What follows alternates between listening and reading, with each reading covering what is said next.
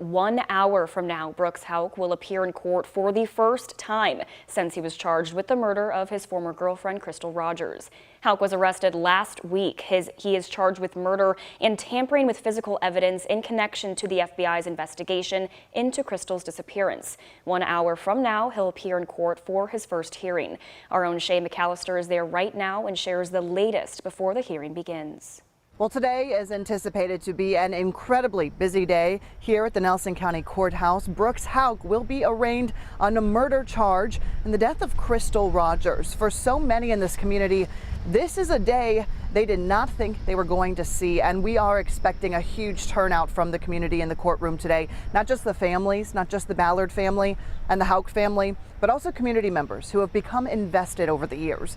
So here's what we expect to happen today. At this arraignment, Brooks Houck will have the charges read to him by a judge. He'll be asked if he understands the charges, and then he will take a plea in the case, either pleading guilty or not guilty. We're also expecting his attorneys to ask for a bond reduction. Right now, Brooks Houck is being held on $10 million cash, an incredibly high bond. His attorneys wrote a motion 14 pages long saying that it was excessive, it was punishment, and that they want it lowered to $500,000. They also want him to have a work release, meaning he can leave his house if he does post bail. That is something that we think will be heard in the courtroom today. Whether or not Brooks will be here, it's very likely he's not. It's very likely that he is in the Hardin County Detention Center video conferencing in with the judge and the other attorneys here in the room. We are going to be in the courthouse here an hour from now. It starts at 1 o'clock. We'll also be posting live updates on our website so you know exactly what's going on. And then, of course, later today, 4, 5, and 6 right here on WHAS 11 News, I'll have live updates on exactly what happened. For now, in Nelson County, I'm Shay McAllister, WHAS 11 on your side. WHAS 11's Eric King sat down with Shay, who's been on top of this case for 8 years. You can watch their deep dive into the investigation so far on the WHAS 11 YouTube page. And you might remember Brooks Houck isn't the only person charged in connection to Crystal Rogers' case. Joseph Lawson is facing 2 charges, conspiracy to commit murder and tampering with physical evidence. He was indicted back in June and arrested in August. He made his court appearance last month virtually from a hospital bed. The court entered not guilty pleas on his behalf for both of those charges. Lawson's next court date is set for October 26th. You can follow along with updates today and read the full timeline of the Crystal Rogers case up to this point in the free WHAS 11 app and WHAS11.com. Metro Police are investigating 2 late-night shootings in South Louisville. The first happened around 10:15 last night on Briargate Street in PRP. Police say they found a man who has been shot and he was taken to University Hospital. About a half hour later, another man was shot at 3rd and Amherst Avenue in the South Side neighborhood. Police say he was also taken to University Hospital. Both men are expected to survive, but as of this morning, there are no suspects in either shooting. Metro Police are also looking into a triple shooting in the Iroquois neighborhood where a man was killed.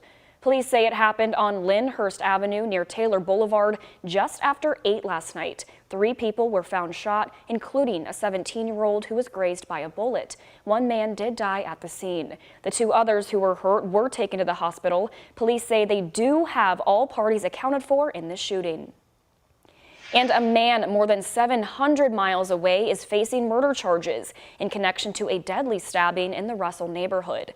Last week, police in Greenville, Texas, arrested 49-year-old Makir Miller, who was accused of stabbing 23-year-old Antoine Wallace. It happened back in August in a parking lot near 26th and Chestnut Street. Wallace was taken to the hospital where he later died. Miller has been charged with murder and wanton endangerment. He's currently awaiting extradition from Texas to Kentucky. Today, the EPA is set to update Highview residents on its plans for the Applegate Lane properties where dangerous chemicals were found. Tonight, the EPA and Metro Emergency Services are expected to introduce a plan to clean up the hazardous materials found in the home. This comes after officials recently switched tactics from planning a controlled burn to using a controlled mechanical approach to demolish the house. The meeting will be at the Highview Baptist Church on Feganbush Lane. That starts at 6, and we will have a crew there tonight to bring you the latest updates. Right now, there is a big push to bring more business and foot traffic to downtown Louisville, and the Louisville Metro Council is hoping a $3 million incentive will help. One business owner is hoping it'll do much more than that. WHAS 11's Taylor Woods and photojournalist Elijah McKenzie have the story.